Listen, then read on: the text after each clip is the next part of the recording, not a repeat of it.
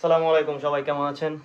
চলে আসলাম আজকের world cup football 2026-এর group পর্বের তৃতীয় ম্যাচ নিয়ে।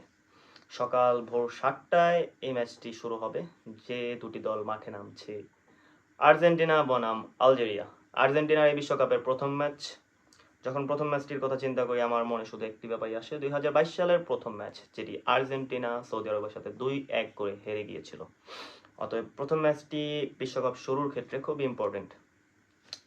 যাই হোক, চলে আসি আজকের ম্যাচের সম্ভাব্য লাইন আপ নিয়ে। গোলকিপার পজিশনে আর্জেন্টিনার বড় মতো এমি মার্টিনেজকে দেখা যেতে পারে। রাইট ব্যাক পজিশনে মলিনাকে দেখা যাবে অ্যাথলেটিকো মাদ্রিদের। লেফট ব্যাক পজিশনটা কিছুটা একটু কমপ্লিকেটেড এইখানে, কারণ লাস্ট ওয়ার্ল্ড কাপে আমরা বেশিরভাগ সময় আকুনা এবং তাগলিফিকোকে দেখেছি। এই বিশ্বকাপে আকুনা নেই, তাগলিফিকো আছে। তবে আমার মনে হচ্ছে আর্জেন্টিনা ভ্যালেন্টিনো বার্কোকে দিয়ে শুরু করতে পারে লেফট ব্যাক পজিশনে। সেন্টার ব্যাক পজিশনে অভিজ্ঞতার দিক থেকে ওটামেন্ডি অনেকটা এগিয়ে।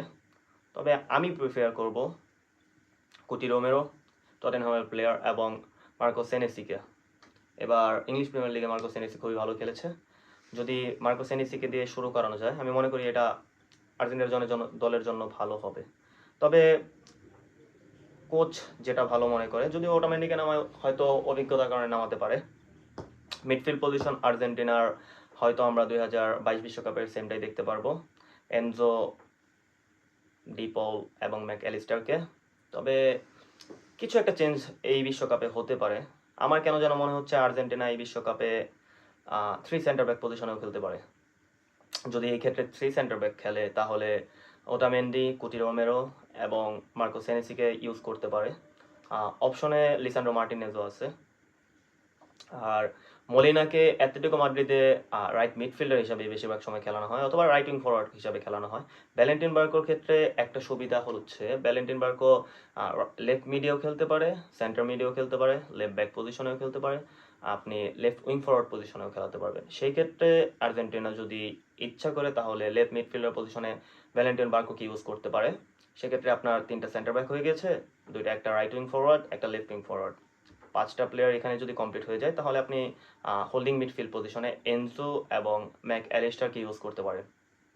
এবং নাম্বার 10 পজিশনে আপনি নিকো পাসকে ইউজ করতে পারেন, অথবা মেসি, এই ক্ষেত্রে যদি মেসি নাম্বার 10 পজিশনে খেলতে চায় বা অ্যাটাকিং মিডফিল্ড পজিশনে খেলতে চায়, এখানে মেসিও খেলতে পারবে। যদি মেসি নাম্বার 10 পজিশনে খেলে, তাহলে আপনার সেন্টার ফরওয়ার্ড পজিশনে লাউটারো মার্টিনেজ এবং এনজো ফার্নান্দেস, এই দুইজনকে ইউজ করার একটা জায়গা থাকবে। আর যদি সেই ক্ষেত্রে না হয়, আপনি মেসিকে আর জুলিয়ান আলভারেজকে যদি সেন্টার ফরওয়ার্ড পজিশনে দেখা যায়, তাহলে এইখানে থিয়াগো আলমাডা অথবা নিকো পাসকেও দেখা যেতে পারে। যাই হোক, এই বিশ্বকাপে আর্জেন্টিনার অপশন গত বিশ্বকাপের তুলনায় আমি বেশি দেখছি। আর মিডফিল্ড পজিশনে গত বিশ্বকাপে জিওভানি লো সেলসোকে দেখা যায়নি, ইনজুরির কারণে বাদ হয়ে গিয়েছিল। জিওভানি লো সেলসো 2026 বিশ্বকাপে আর্জেন্টিনা স্কোয়াডে আছে। দেখা যাক কোচ কোন ফরমেশনে খেলে। আমার আমার ধারণা আর্জেন্টিনা একটু মানে নর্মালাইজ হিসাবে যদি আজকে শুরু করে, কোনো অ্যাটাকিং মোডে যাওয়ার দরকার নেই। আর্জেন্টিনা যদি 4-4-2 খেলে, আমি মনে করি আর্জেন্টিনার জন্য এটা সবচেয়ে বেটার হবে। আপনি যদি 4-4-2 খেলেন, সেই ক্ষেত্রে যেটা আর্জেন্টিনা লাস্ট ওয়ার্ল্ড কাপে ক্রোয়েশিয়ার বিপক্ষে 4-4-2 খেলেছিল, আপনি দুইটা সেন্টার ব্যাক পজিশনে দুইটা প্লেয়ারকে ইউজ করতে পারবেন, একটা ওটামেন্ডি, একটা কুটি রোমেরো। আপনার লেফট ব্যাক এবং রাইট ব্যাক মলিনা এবং ভ্যালেন্টিন বার্কো, অথবা তাগলিফিকোকে যদি আপনি ইউজ করেন, তাহলে আপনি 4টা মিডফিল্ড ইউজ করতে পারবেন। আপনার এক সাইডে আছে অ্যাথলেটিকো মাদ্রিদের গুলিয়ানো সিমিওনে, আপনি লেফট মিডফিল্ডার পজিশনে খেলাতে পারবেন নিকো গনজালেসকে, জুভেন্টাসের। আপনার দুইটা সেন্টার মিড পজিশনের প্লেয়ার আছে, এনজো ফার্নান্দেস এবং ম্যাক অ্যালিস্টার। এবং আপনি ফরওয়ার্ড লাইনে দুইজন প্লেয়ারকে ইউজ করতে পারবেন, মেসি এবং জুলিয়ান আলভারেজ। আপনার সাবস্টিটিউটে লাউটারো মার্টিনেজ আছে। আপনার মিডফিল্ড পজিশনে অনেকগুলো অপশন আছে, আপনি ডিপলকে পরে ইউজ করতে পারবেন, জিওভানি লো সেলসোকে পরে ইউজ করতে পারবেন। আপনার পারাদেস আছে, পারাদেসকে পরে ইউজ করতে পারবেন, অথবা থিয়াগো আলমাদা আছে, আপনি থিয়াগো আলমাদাকে লেফট মিডফিল্ডার পজিশনে ইউজ করতে পারবেন, অথবা রাইট মিডফিল্ডার পজিশনে নিকো পাসকে ইউজ করতে পারবেন। অনেকগুলো অপশন তৈরি হয়। দেখা যাক আর্জেন্টিনা আজকে লিওনেল স্কলেনি আজকে কোন ফরমেশনে খেলে। যদি আলজেরিয়ার লাইন আপের কথা চিন্তা করি, আলজেরিয়ার মিডফিল্ড পজিশন মিডফিল্ডে যারা যারা আছে তারা খুবই সুপরিচিত, ইউরোপিয়ান ফুটবলে খেলেছে। আওরার, রিয়াদ মাহরেজ এবং বেন্তেলেভ এই তিনজনই ইউরোপিয়ান ফুটবল খেলা অভিজ্ঞতা অর্জন করা প্লেয়ার। আর যদি গোলকিপার পজিশনে বলি, আলজেরিয়ার গোলকিপার পজিশনে যাকে দেখা যেতে পারে তার নাম হচ্ছে লুইস জিদান, জিনেদিন জিদানের বড় ছেলে, যিনি আলজেরিয়ার নাগরিকত্ব নিয়েছেন। আপনারা অনেকে হয়তো জানেন না, জিনেদিন জিদান আলজেরিয়ার নাগরিকত্ব ছেড়ে ফ্রান্সের নাগরিকত্ব নিয়েছিলেন।